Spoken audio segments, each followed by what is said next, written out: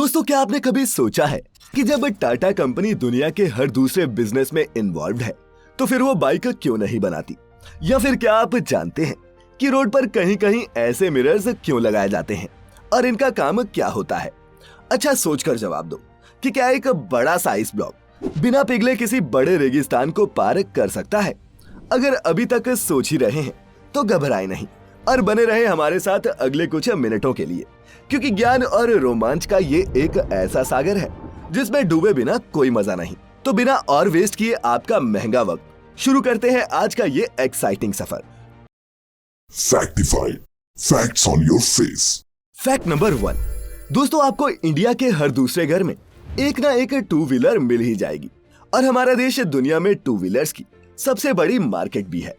अब टाटा हमारे देश में नमक से लेकर कपड़े तक बेचता है और होटल चलाने से लेकर अब तो एयरलाइंस भी रन करने वाला है, लेकिन उसने कभी भी टू व्हीलर इंडस्ट्री यानी कि मोटरसाइकिल बनाने में इंटरेस्ट नहीं दिखाया।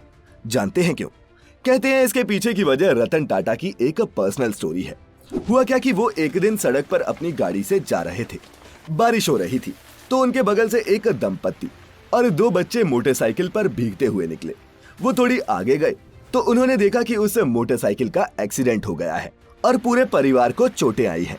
बस तब से उनके मन में ये बात बैठ गई कि टू व्हीलर्स ट्रैवल करने का एक सेफ तरीका हरगिज नहीं है। और दोस्तों, देखा जाए तो रोड पर एक्सीडेंट से हुई मौतों में से 80 से 90% डेथ्स मोटरसाइकिल पर सवार लोगों की ही होती हैं।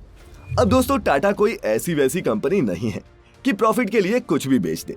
इनके एक्स एमडी ने एक टाउन हॉल मीटिंग में ये बात खुद कही थी कि टाटा का एम पैसेंजर व्हीकल मार्केट में safe mode of transport provide करना है और वो टू व्हीलर्स को बिल्कुल भी सेफ नहीं मानता। इसके अलावा दोस्तों, टाटा मोटर्स 4 व्हीलर्स तो बनाता है, लेकिन टू व्हीलर्स बनाने के लिए उसे अलग तरह की प्रोडक्शन लाइन, फैक्ट्रीज और हैवी लॉजिस्टिक्स की जरूरत पड़ेगी, जिसमें काफी ज्यादा इन्वेस्टमेंट लगती है। और चूंकि टाटा पहले भी नैनो जैसे प्रोजेक्ट्स में अपने हाथ जला चुका है, इसीलिए वो अब इतना बड़ा रिस्क बिना फुल प्रूफ प्लान के नहीं लेने वाले। Fact number 2।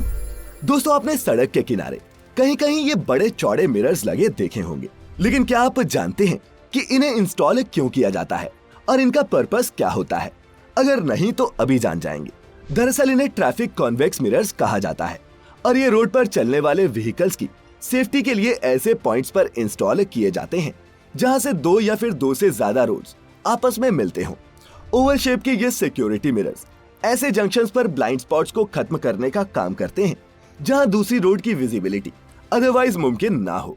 अगर आप ऐसी रोड से जा रहे हो तो दूसरी रोड से कोई गाड़ी आ रही है या नहीं, ये इसका अंदाजा लगाने में आपकी मदद करते हैं और इस तरह एक्सीडेंट्स की संभावना को भी कम करते हैं।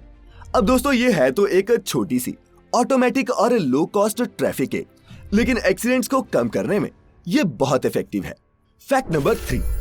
दोस्तों, 1959 में एक 3 टन के मैसिव आइस ब्लॉक ने ट्रक के पीछे लदकर आर्कटिक सर्कल से सेंट्रल अफ्रीका में स्थित इक्वेटर तक की अपनी 8,500 किलोमीटर लंबी यात्रा पूरी की थी, और वो भी बिना पिघले। लेकिन जानते हैं क्यों?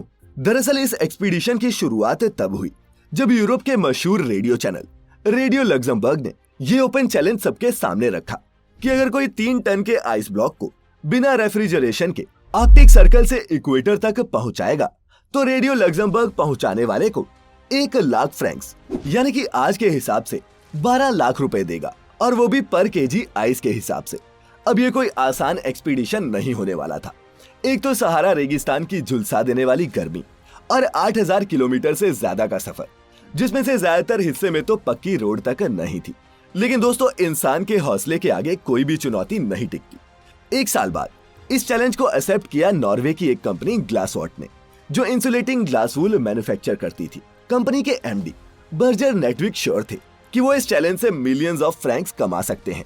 फिर जब रेडियो लग्जमबर्ग को उनकी तैयारी का अंदाजा हुआ तो उन्होंने इस चैलेंज को ही कैंसिल कर दिया।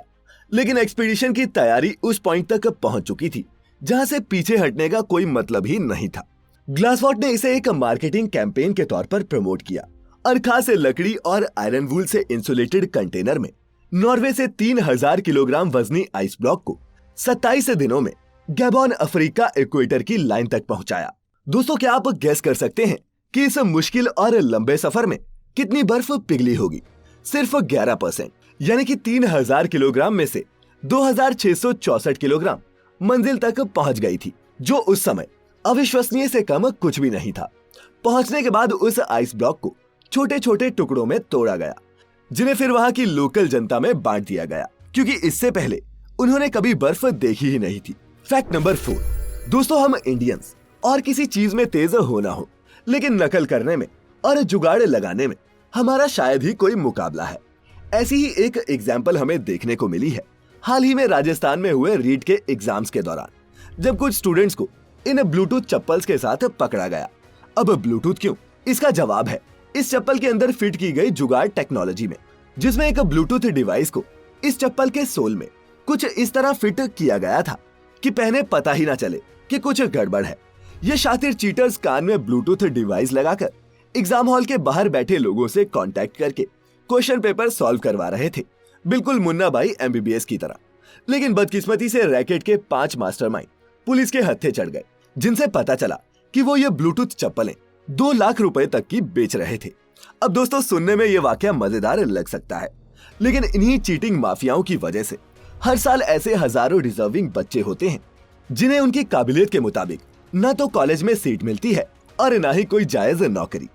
फैक्ट नंबर 5, दोस्तों जहां आपने देखा होगा कि अच्छे एक्सपीरियंस्ड डॉक्टर्स अक्सर आपको बड़े और महंगे हॉस्पिटल्स में ही मिलते हैं, वहीं कुछ ऐसे समाज सेवी डॉक्टर्स भी हैं जो मानवता की सेवा करने के लिए किसी भी हद तक जाने से नहीं हिचकते। अब हिमालयन कैटरेक्ट प्रोजेक्ट के फाउंडर नेपाली डॉक्टर संदूक रुइट को ही ले लीजिए, जिनके नाम 1 लाख से भी ज्यादा गरीब लोगों की आंखों का मुफ्त इलाज करने का रिकॉर्ड दर्ज है। दोस्तों डॉक्टर संदूक का जन्म नेपाल के इतने सुदूर गांव में हुआ था कि सबसे पास के प्राइमरी स्कूल पहुंचने में भी कई दिन लगते थे, लेकिन उन्होंने डॉक्टर बनने की ठानी और किसी भी चुनौती से हार नहीं मानी। एम्स नई दिल्ली से ऑप्थेल्मोलॉजी में डिग्री हासिल करने के बाद वो नेपाल लौटे और आई सर्जन के तौर पर प्रैक्टिस करने लगे। 1992 में उन्होंने नेपाल आई प्रोग्राम लॉन्च किया, जिसके तहत वो अपनी फैसिलिटी में जरूरतमंद और गरीब लोगों की आंखों का ऑपरेशन मुफ्त में करते हैं, और जो पेशेंट उनकी क्लिनिक में नहीं जा सकते वो उनके इलाज के लिए दूर दराज के इलाकों में ट्रैक करके भी जाते हैं और ये जरूरी मेडिकल सुविधाएं गांव के गरीब लोगों तक पहुंचाते हैं। तो डॉक्टर संदूक की इस समाज सेवा के बारे में आपका क्या सोचना है, कमेंट्स में जरूर बताएं।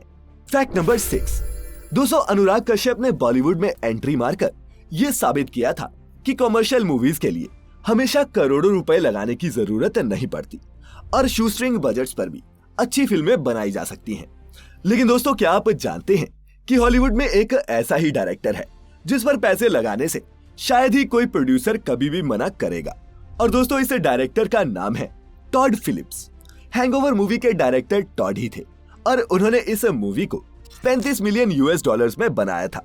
लेकिन क्या आप जानते हैं कि हैंगओवर ने कमाई कितनी की थी? पूरे 470 मिलियन की। और यही नहीं, हैंगओवर 2 तो उससे भी बड़ी हिट थी। ये टॉड ने 80 मिलियन खर्च करके बनाई थी और इस फिल्म ने कमाए थे पूरे 590 मिलियन US।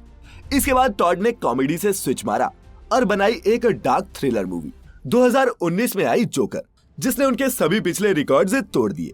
दोस्तों ये मूवी बनी थी सिर्फ 70 मिलियन अमेरिकी डॉलर्स में और इसने कमाए थे अविश्वसनीय $1 बिलियन से भी ज्यादा।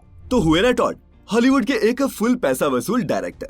फैक्ट नंबर 7, दोस्तों तालिबान के अफगानिस्तान पर कब्जे के बाद जब काबुल एयरपोर्ट पर अमेरिका के जहाज से लटके हुए इंसान दुनिया ने देखे, तब हम और आप जैसे लोग हैरान हुए बिना नहीं रह सके। लेकिन दोस्तों आपको इससे भी ज्यादा हैरानी होगी ये जानकर कि एविएशन इंडस्ट्री के इतिहास में प्लेन से लटककर या फिर उसके पहियों में छिपकर ट्रैवल करने की कोशिश में अब तक 86 बंदे अपनी जान गंवा चुके हैं। लेकिन इन कोशिशों में एक इंडियन भी था जिसने इस अनअचीवेबल टास्क को अचीव किया था। इन जनाब का नाम था प्रदीप सैनी, जो पेशे से एक मैकेनिक थे। अक्टूबर 1996 में ये अपने छोटे भाई विजय के साथ दिल्ली से लंदन जाने वाले ब्रिटिश एयरवेज के एक प्लेन के व्हील बेस में जा छिपे। अब आप ही सोचिए, दिल्ली से लंदन तक की 4000 मील लंबी यात्रा, ऊपर से 40,000 फीट हाइट का एयर प्रेशर और -60 डिग्री सेल्सियस तक का एक्सट्रीम टेम्परेचर, ये सब सहन कर पाना किसी भी आम इंसान के बस की बात नहीं है। लेकिन प्रदीप शायद किसी और ही मिट्टी के बने थे। बदकिस्मती से प्रदीप का छोटा भाई विजय इन कंडीशंस को बर्दाश्त नहीं कर पाया और लैंड करने से पहले ही मर गया। लेकिन प्रदीप ने लंदन में जिंदा लैंड किया और फिर यूके में एसाइलम मिलने के बाद अब वो उसी हीथ्रो एयरपोर्ट में नौकरी करता है जहां उसने लैंड किया था। Fact number 8। दोस्तों, अगर आप भी घूमने फिरने के शौकीन हैं और सोच रहे हैं एक फॉरेन ट्रिप लगाने की, तो मेरी माने तो माल्टा निकल लें, क्योंकि जो स्कीम इस देश ने यहाँ आने वाले सैलानियों के लिए निकाली है वो कमाल की है। दरअसल कोविड केसेस कम होने के बाद अपने यहाँ टूरिज्म को बढ़ावा देने के लिए इस यूरोपियन आइलैंड कंट्री की टूरिज्म मिनिस्ट्री ने एक स्कीम निकाली है, जिसके तहत जो भी फॉरेनर टूरिस्ट यहाँ कम से कम 3 रातों के लिए रहेगा, सरकार हर बंदे को 200 यूरोज यानी कि करीब 17,500 रुपए तक का इंसेंटिव देगी। लेकिन दोस्तों, जैसी महंगी ये यूरोपियन कंट्रीज हैं, इनमें 17,000 रुपए चिल्लर से ज्यादा कुछ भी नहीं। Fact number 9। दोस्तों, दुनिया में फालतू चीजों की कोई कमी नहीं। अब मैं आपसे कहूं कि एक पिल है जिसे खाने से आपका हग्गा गोल्डन यानी कि सोने के रंग का हो जाएगा, तो आप क्या कहेंगे? आप यही कहेंगे ना कि क्या फालतू प्रोडक्ट है। लेकिन दोस्तों है, और ये प्रोडक्ट भी मार्केट में बिकता है। और बिके भी क्यों ना, जब नवाब के पौधे सोने की टॉयलेट सीट से लगवा सकते हैं तो सोने का हग्गा क्यों नहीं कर सकते। खैर, 24 कैरेट गोल्ड लीफ से भरा ये कैप्सूल $425 का है, यानी कि करीब करीब 32,000 रुपए का। और इसे बनाया है ऐसे ही फालतू महंगे प्रोडक्ट्स बनाने वाली एक अमेरिकी company just another rich kid ने।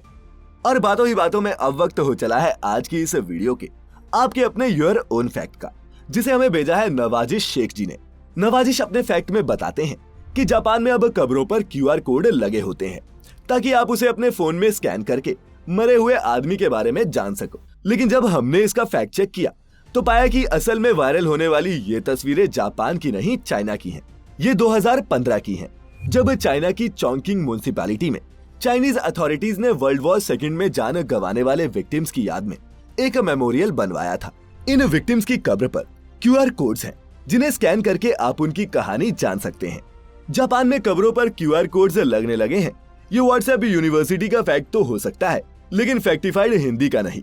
खैर, सुलझाते रहेंगे ऐसी और भी उलझनों को, और अब मिलेंगे अगले हफ्ते एक नए और एक्साइटिंग सफर में। तब तक अपना अपने चाहने वालों का ख्याल रखें, खुश रहें, और वीडियो पूरी देखने के लिए आपका बहुत बहुत शुक्रिया।